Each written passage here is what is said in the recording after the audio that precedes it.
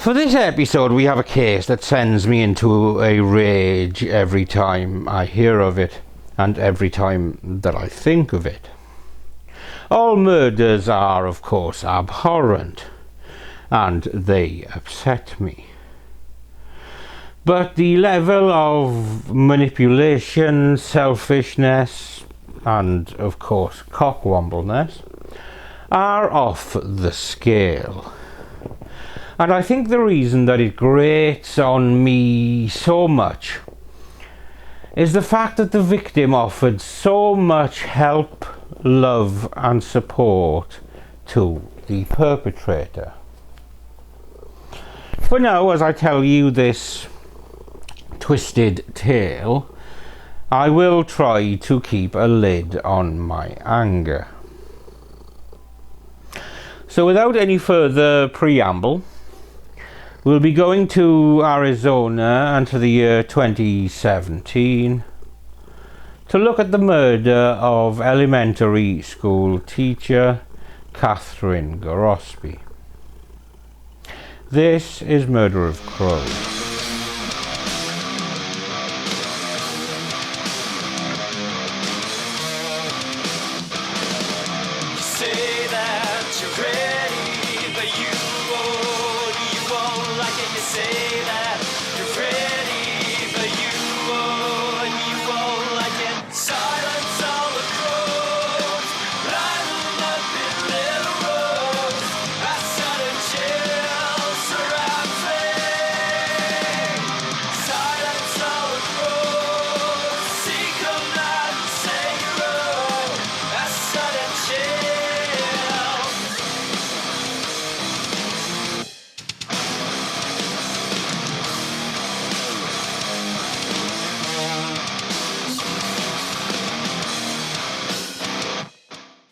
They say that women go for bad boys, and there is some truth to that, which pisses me off, because I couldn't be a bad boy if I tried.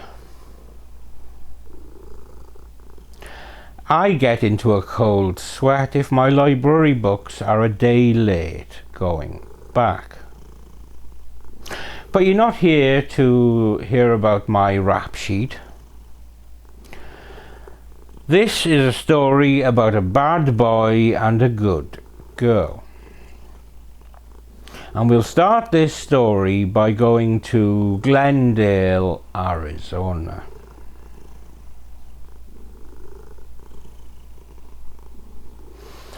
Glendale in Arizona is probably best known for being the home to the Arizona Cardinals football team.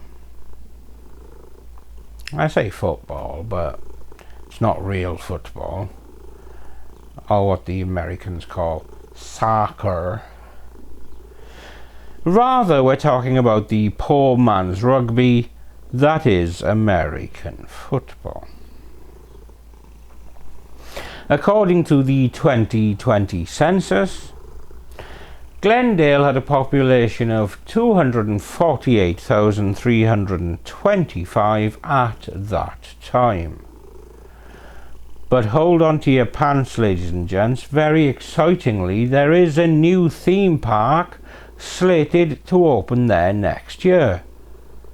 And it's only a flippin' Mattel one, featuring the likes of Hot Wheels, Barbie, Uno, and Kerplunk. What's not to love? Well, this case is not to love. And Glendale, as it happens, was the home to a well-loved and very sweet elementary school teacher named Cathryn Gorospe. According to her neighbour Larry Goforth, he said, "I'm sure nobody would say other than kind words about her." And her stepmother Deirdre was equally glowing in her praise about Cathryn, with Deirdre saying, She was a smart and fun person who was driven in any project she took on. She had this belief that anybody could be rescued with enough kindness and compassion. And while that served the kids she taught and the pets she rescued, it was something of a flaw too. Now, this manner of hers was especially true of her rescue dog Sunshine, who she doted on. But this trait of Cathryn's would prove something of a double-edged sword, especially if someone was determined to turn her own kindness against her. And as you may have guessed by now, that's exactly what happens in today's story.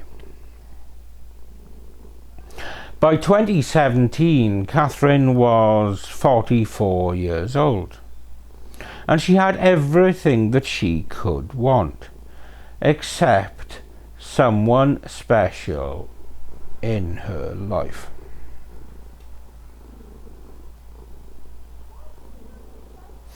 Now, at this time, Cathryn was working as a summer tour guide in Williams, northern Arizona, near to the Grand Canyon.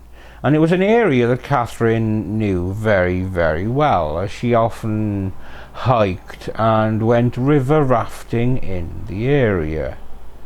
And it was in the area that she met a guy called Charlie. He was the stepson of the chief of police, and he was working at a restaurant in the town. He'd spent most of his adult life in and out of jail, that's a good sign, on charges including theft, aggravated assault, and resisting arrest. But something about him caught Cathryn's eye. He was clearly a bad boy, but Cathryn saw something good in him, and she just wanted to help him. Now, before we dive into what would be a very short chapter in terms of their lives together as a couple, let's take a brief look back at the life of Charlie Malzahn. Charlie Malzahn was the very textbook portrait of a bad boy. Drug addiction and a lack of care for others, or indeed for the consequences of his actions, made him a dangerous person to be around. But don't take my word for it. Here is the take of a lieutenant from the local police department where he grew up, and where his stepfather was chief of police, had to say about this little lovely cherub. Some pretty normal when you're a juvenile, underage drinking and stuff, but as time went on they got more violent. We know his history so well. We opposed release. Being a felon, he's a prohibited possessor from having any kind of firearm. Information that he had stolen a car from the Phoenix area.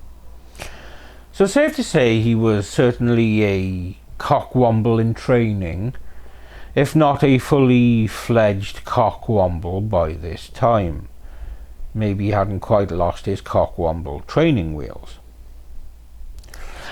Now, Cathryn met Malzahn in Williams, a town of 6,000 people off Interstate 40, where, as I said, she worked during the summers with the Grand Canyon Railway as a guide, supplementing her income as an elementary school teacher in Glendale. As we know, Charlie Malzahn was the troubled stepson of the town's police chief, but he was also a waiter in town at a restaurant called the Wild West Junction, which was a favourite with tourists near the railroad along Route 66. He was working there on July the 10th when Gorospe walked in for a meal. She was his customer, and she noticed that he had an injured foot. She returned to the restaurant the next day, looking for the waiter, hoping to help him. Do yourself a favour, Cathryn, just try and find a bird that's fallen out of its nest instead. Malzahn wasn't there, but she got a phone number. And this was the phone number of Malzahn's sister. And it was the sister who ended up putting the two into contact with each other. And their relationship blossomed. She paid for his apartment in Williams. Wonder why their relationship blossomed, eh? They grew closer over the rest of July. And she thought that Malzahn was getting his life together. He was working full-time, and she felt her presence could only help him. At least that's what she thought. So now I'll jump into the events that got this twisted chapter of the story moving. Bear in mind that Cathryn and Charlie had only been involved for about a month by the time that everything kind of gets moving here, right?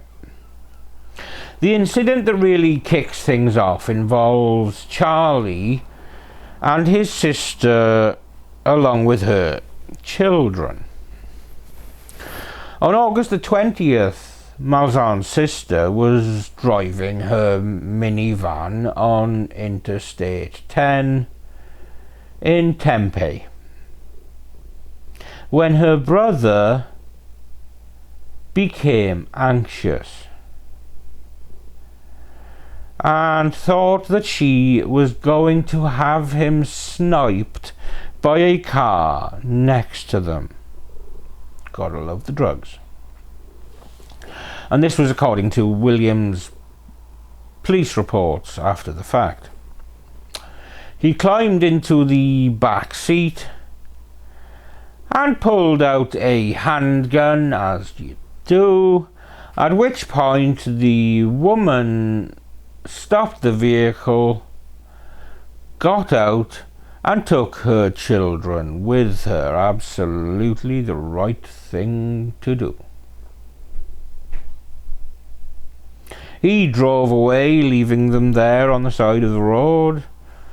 And hours later, he gave her a call to say that the vehicle was at a bar in Williams.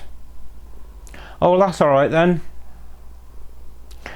He called me and he said, "Hey, I need somewhere to stay. You know, I'm hungry. I've got no money. I need some help." A good sister just wanting to help a brother down on his luck. I said, "Well, what are you on?" And he said, "I just got high last night off of meth." Methed up and paranoid, 27-year-old Charlie Malzahn, his sister, and her 5 kids were on Valley freeways when he pulled out a gun, the kids later describing it to a Tempe officer. White male, He has a gun. Okay, he has a gun? Yeah, it's a pistol. Okay. Black pistol. He has a black gun. And here's why they got such a good look at the weapon. He jumped in the back seat with my 2 younger boys and told my oldest boy to get up front with me. And I started freaking out, and I was like, "Dude, you cannot have that gun back there with my kids." So I pulled over right here. So I started pulling my kids out one by one and putting them on the curb so that just in case this gun went off or anything, my kids wouldn't be in danger. During the police interview, Malzahn called his sister from the road. What's your name? Sarah. Charlie, please. You know what? All my son's medication is in the car. Officers found Malzahn at the bar with a loaded Beretta 9mm handgun in his pocket.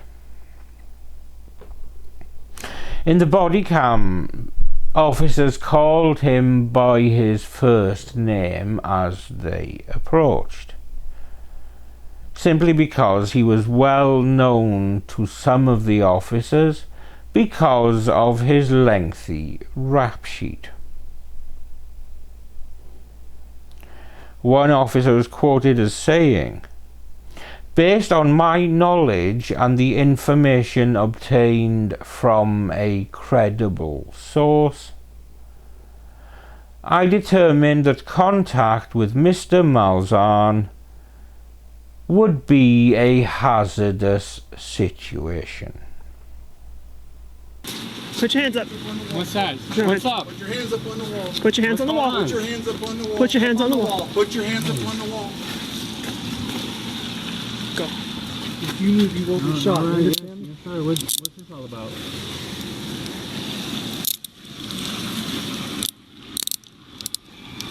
Turn on you.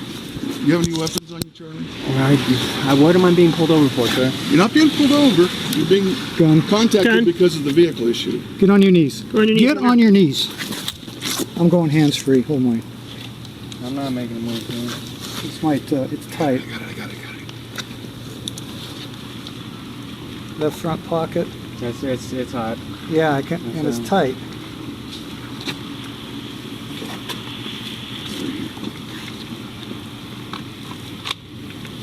You're under arrest. Sorry. Williams 9, 1015. Firearm, stolen vehicle.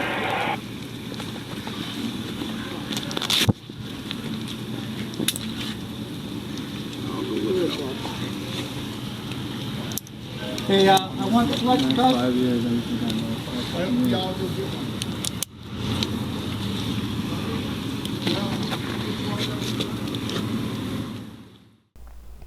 Officers ordered him to put his hands on a wall, and Malzahn was arrested without further incident and later booked into the jail in Flagstaff.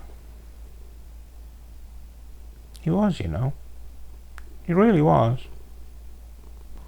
This then kicked off a charm offensive of Charlie trying to convince Cathryn to bail him out in a series of jail phone calls. And I think it's these calls that really grate on me more than anything in this case. This is a call from and paid for by Charlie Malzahn, Coconino County Jail. Can you come get me? I hate Cathryn, Cathryn, I'm sitting here waiting for you. Will you please come get me? I mean, I'm going to slick my hair back with some gel. I'm going to put deodorant on. Because if we do this, we're in this together. All right, for the long haul? Got it? For the long haul? Yes. I love you so much. I love you too. And we're going to let people think whatever they need to think. We don't care if they like you. You're just going to do your best. Everybody's going to like me because when I'm doing my best and I'm sober, everybody likes me. I have $2,000, but I don't have $20,000 collateral. What do you mean? I mean, my house doesn't have any equity in it, and my car is not worth $20,000. $20,000 for those that didn't do. But I don't think you're that dangerous. Are you that dangerous? I'll see you tomorrow. Yes. Okay. At what time, Cathryn? What time are you coming to get me? I should be there by 3:30 or 4. Alright. Well, I'll see you then. I love you, Cathryn, alright? I love you too. Sleep well. Yes, indeed. What a filthy, manipulative rat bastard. And it eventually worked. With Cathryn working with bail bondsman Tom Watson and putting her home up as collateral, to facilitate Malzahn's release. Now Watson, the bail bondsman, had concerns around her doing so, as he knew that she was a good person and that he was, well, sketchy to say the least. But Cathryn worked out a series of conditions that Malzahn would have to agree to if she were prepared to bail him out. And she explained this in a phone call.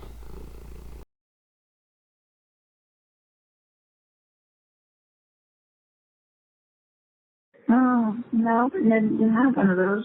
One of these days Okay. I'm gonna have to get you one. Okay, what? Talk to me. Tell me. Okay, so 6. There's 6 rules. And some of them are repetitive for Tom's thing, because Tom is going to have you sign something. Okay? Alright. Are you ready? Uh-huh. Alright. So one of them is you're checking in every day with Tom. That's what he said. And I said, okay, I'll put it on there. And then the Friday I just told you, checking on Friday with FaceTime. And Tuesday you just have to text. Okay? Okay.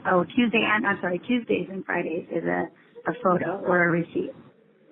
Or we can just FaceTime them from wherever we are, okay? You and I are going to attend an AA or an MA meeting twice a month. So it's every other week. And it's just wherever we can find one. And they're all over the place, honey, so we don't have to go to the same place every time, okay? Alright. Okay. We are going to find you a counselor, and you're going to commit to twice a month talking to them. Alright. Okay? Alright. Just so we can get your family issues out of the way. Okay. Okay. Your paychecks are going to go directly into my bank account. Okay. Uh-huh. And then your cash goes to me, but I will make sure I give you money for whatever you need. Alright. Okay. That's it? That's all 6? Except that I'm hoping, no, there's one more. I'm hoping that you won't be shopping without me, because I want to do stuff with you. No, I won't be doing nothing without you, dear.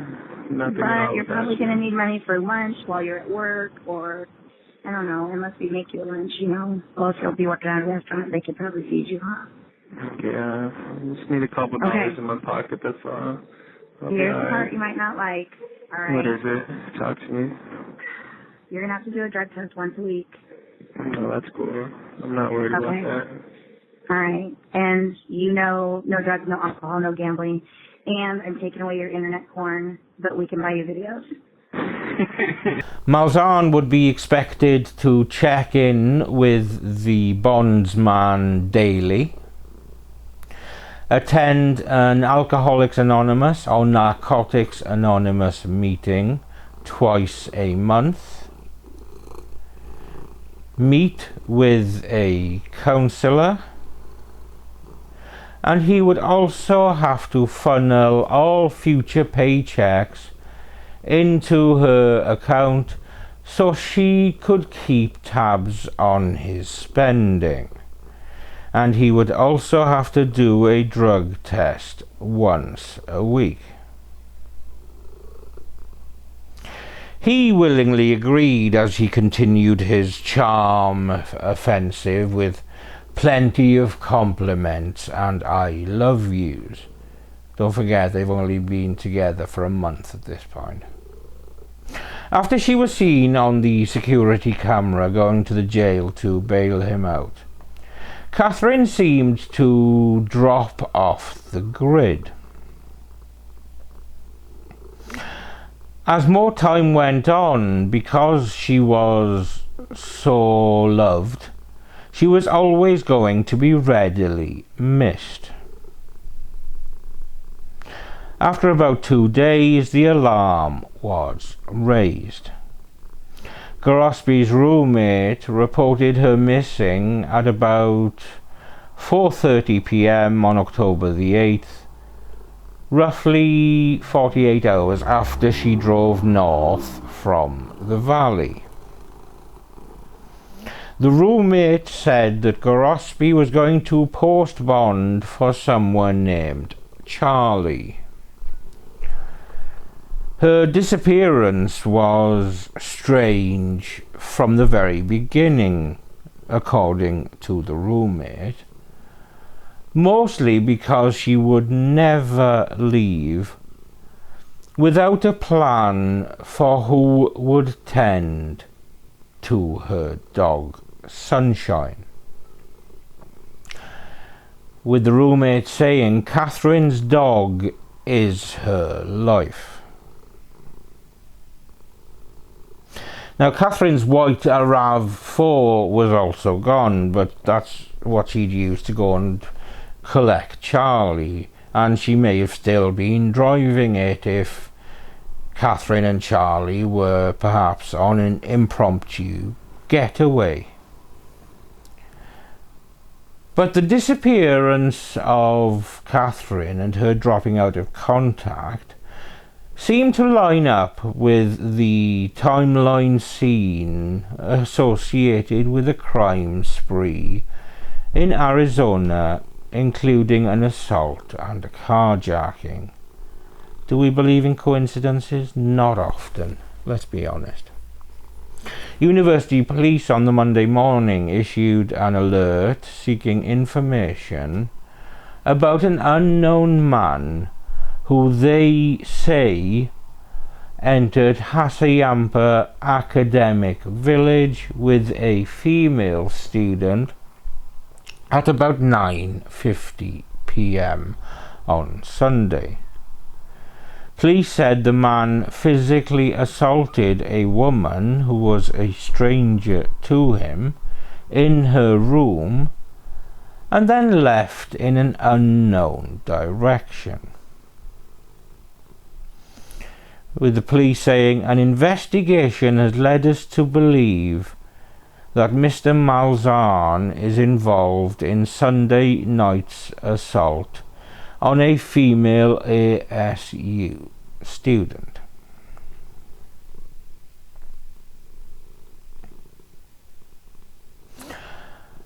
Just after the on-campus assault had been reported on the Sunday, Tempe officers responded to calls of a carjacking shortly after 10 p.m.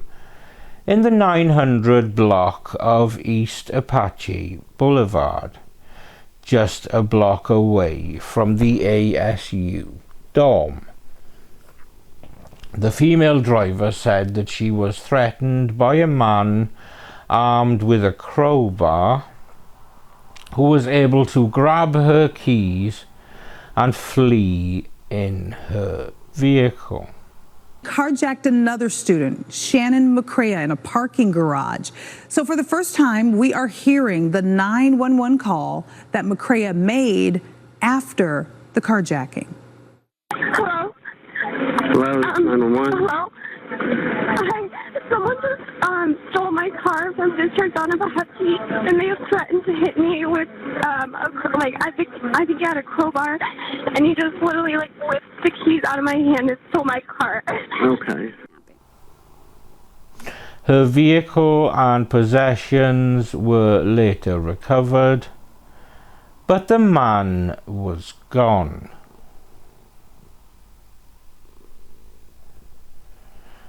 Police later said, with information received from Flagstaff Police, we were able to make a positive identification of the robbery suspect as Charlie Malzahn.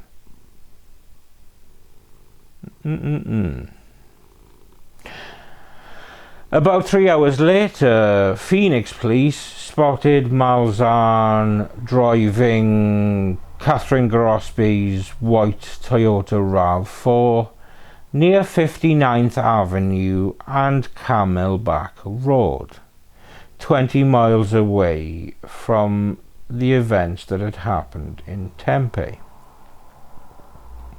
Malzahn tried to flee before crashing near 27th and Northern Avenues, where he was taken into custody.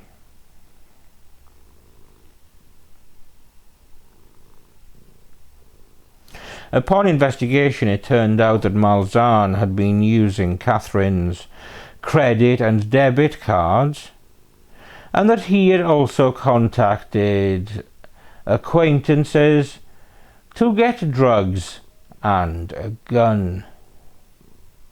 Oh, he's a lovely man, isn't he? The white RAV4 was missing portions of the rear bumper and had damage to the front quarter panel. There was also reportedly blood on the center console, the interior passenger door, sunroof, visor area, and the interior driver door panel. Malzahn also had a cut on his right thumb. As news of Malzahn's arrest spread out, so did the search for Cathryn Gorospe. Law enforcement across the entire state canvassed roadsides, interviewed gas station attendants, and sought any surveillance video that might have given a clue about Malzahn's route. Anything that could lead to what they now thought they were looking for: Cathryn's body. They combed wooded hills near to Williams, locating a white t-shirt that might have had blood on it near a remote campsite in the forest. Cell phone pings suggested that Malzahn and Cathryn spent about 30 minutes in the Williams area. Apparently, he insisted on seeing his mother, grandmother, and ex-girlfriend, as you do.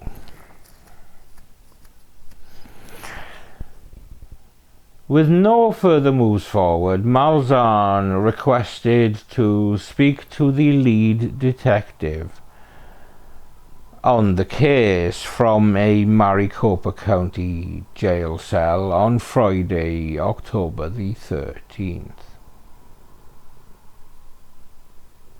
He said he couldn't remember specifics, but he had information to share. And it was in this jailhouse interview, which was partly made possible by fulfilling Malzahn's request for coffee along with In-N-Out Burger, that investigators gleaned information that led to the recovery of Cathryn's partially decomposed remains some 75 miles away. Police records after the fact show that Malzahn toyed with investigators and repeatedly asked about how much media attention that the case would receive. He mused about whether he would receive the death penalty, and repeatedly focused on the body rather than the killing, with him apparently saying, "What happened, that's irrelevant. All you want is the body. I'm going to give you the body," he said. And then he followed this up by saying, "What happened will come up in court. She ended up dead. That's all that happened." This is what he told investigators. He also said that Cathryn's body was near a bridge somewhere near Mayer, in a washed out area near a convenience store that he called into after he had dumped Cathryn's body, and he recalled seeing construction equipment. Now, the county investigators knew that there was only one store open at that late hour, and that was the only Circle K in town. And nearby, because there'd been floods, police knew that there had been construction equipment near the area. And as police continued to interview Malzahn, the investigators fanned out across the area. And an hour after the search started, one of the county detectives found a decomposing woman's body on Nugget Mine Road, a couple of miles from the Circle K store, off State Route 69 in Mayer. She had a turquoise tank top that matched the image that had been widely shared of Cathryn walking into the jail a week earlier. Her body appeared to have been dragged, and it looked as if someone had thrown handfuls of dirt over her remains. Investigators used dental records to positively identify the body as belonging to Cathryn Gorospe.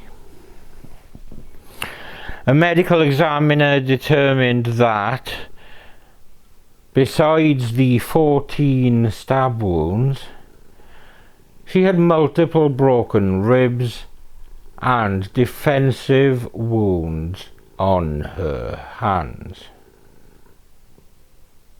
But Malzahn said that it was Cathryn who pulled out a silver-handled steak knife as they neared a camping area. He recalled her saying something to the effect of, "It's time to die," because that sounds like exactly the kind of thing that a woman like this would say to the person that she loved.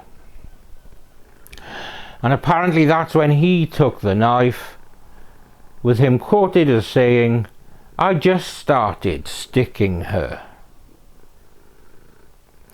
What a way with words this cheeky chappie has.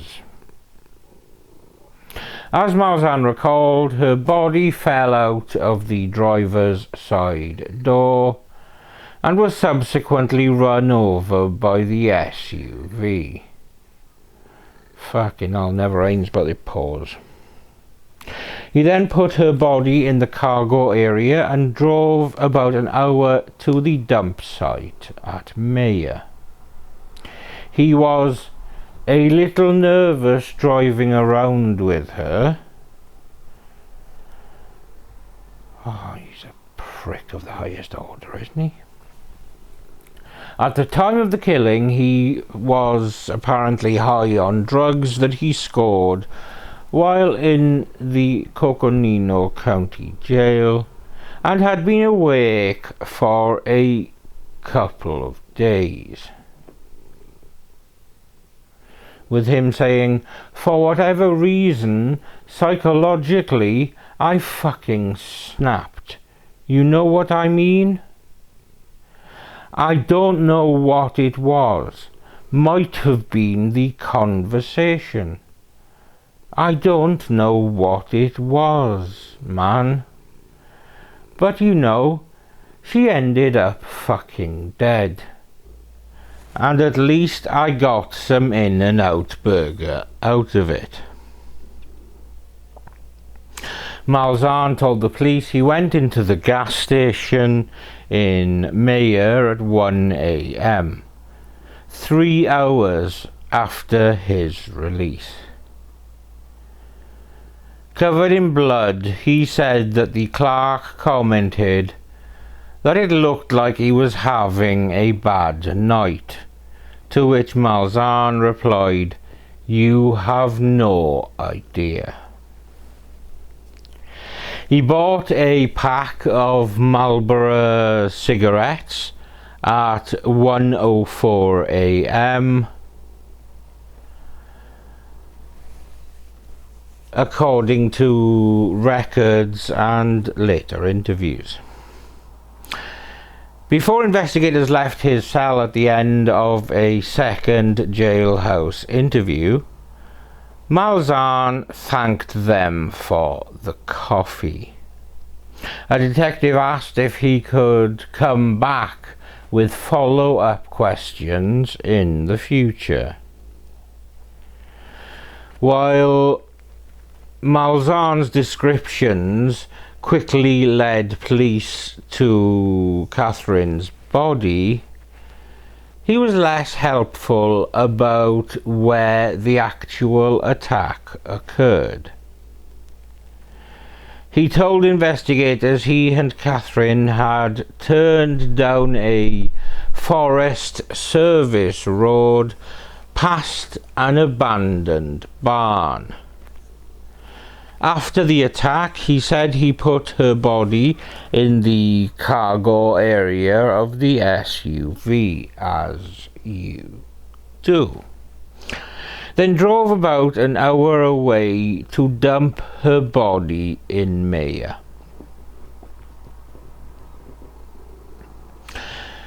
To better pinpoint the place where Cathryn was actually killed, police actually consulted a botanist at Northern Arizona University to evaluate leaves that had been found in the cargo area of the SUV.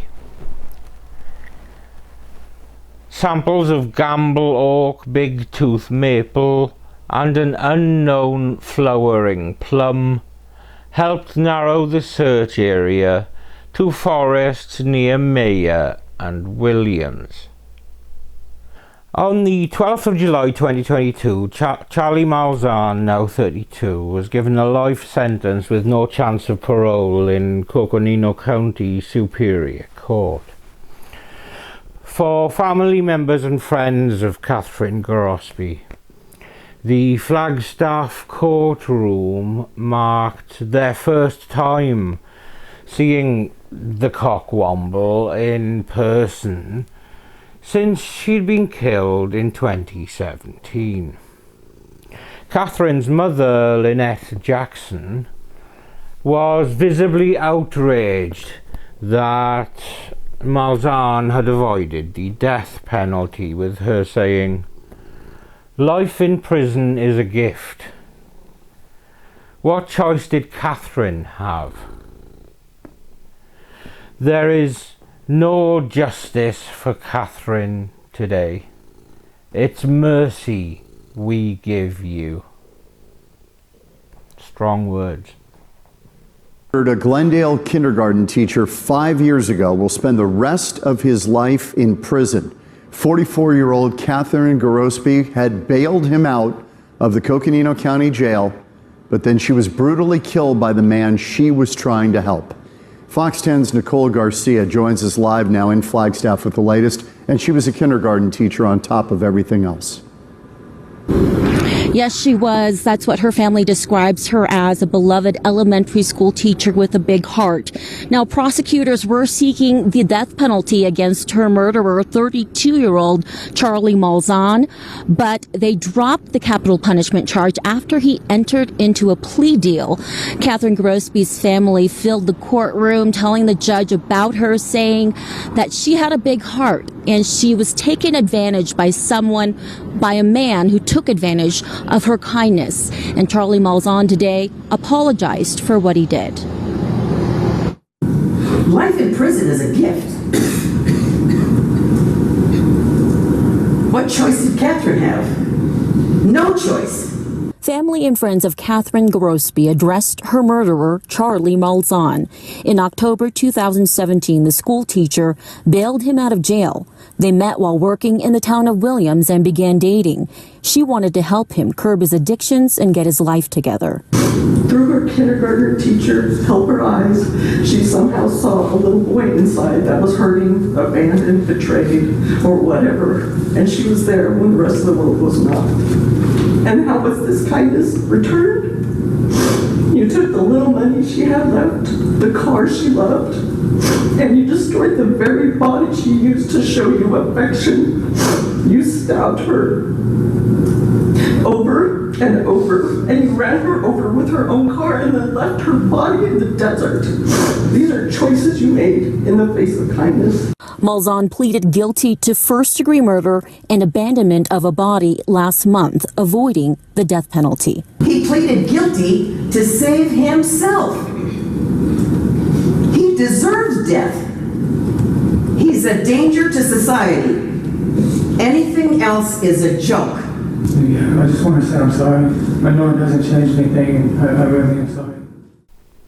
Judge Dan Slayton said that he agreed with Jackson that justice really cannot be served in a case like this, with him saying as he addressed Cathryn's family, "You will leave here and leave with the same heaviness and emptiness you've expressed and that you have felt for almost the past 5 years." Slayton said at the hearing's end, "What I have seen here is a tremendous amount of love for each other. I hope that feeling of love and kindness to each other will enable you to find peace."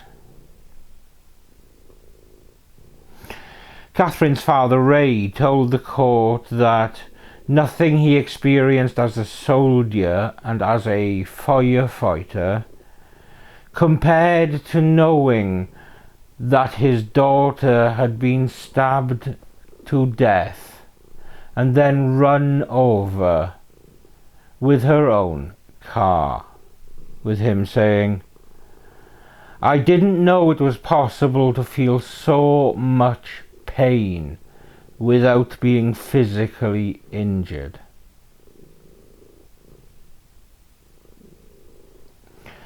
People talk of closure. To me, there will never be closure.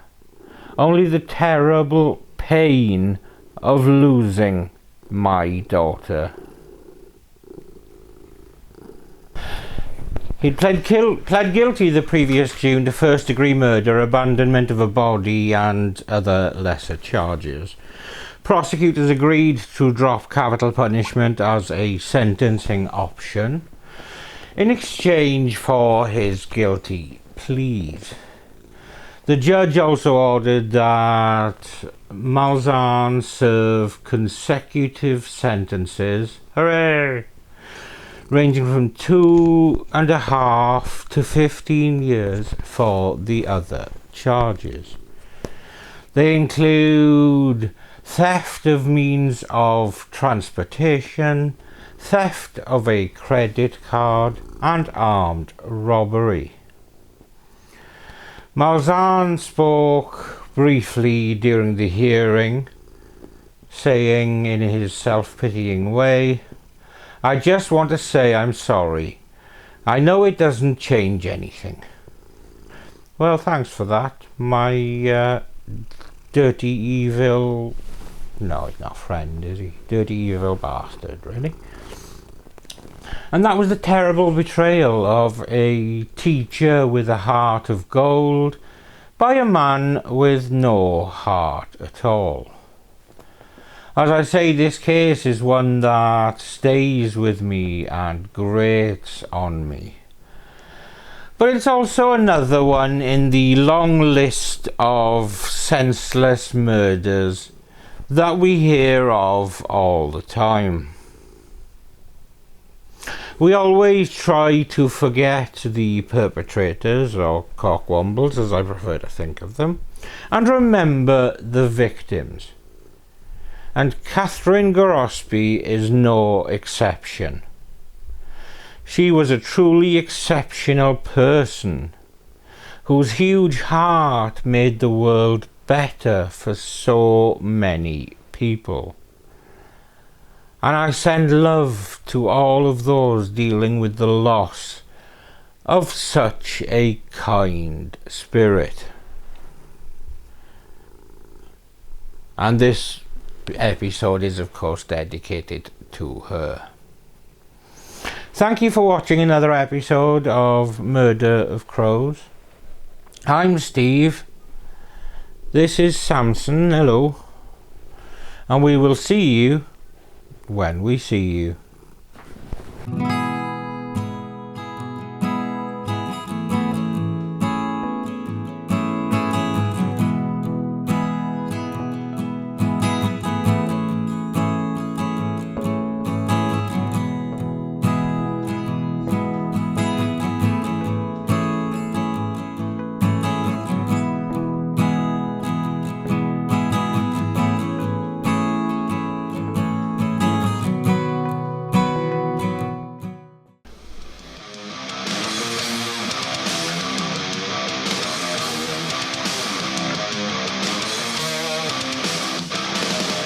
Say that you're ready.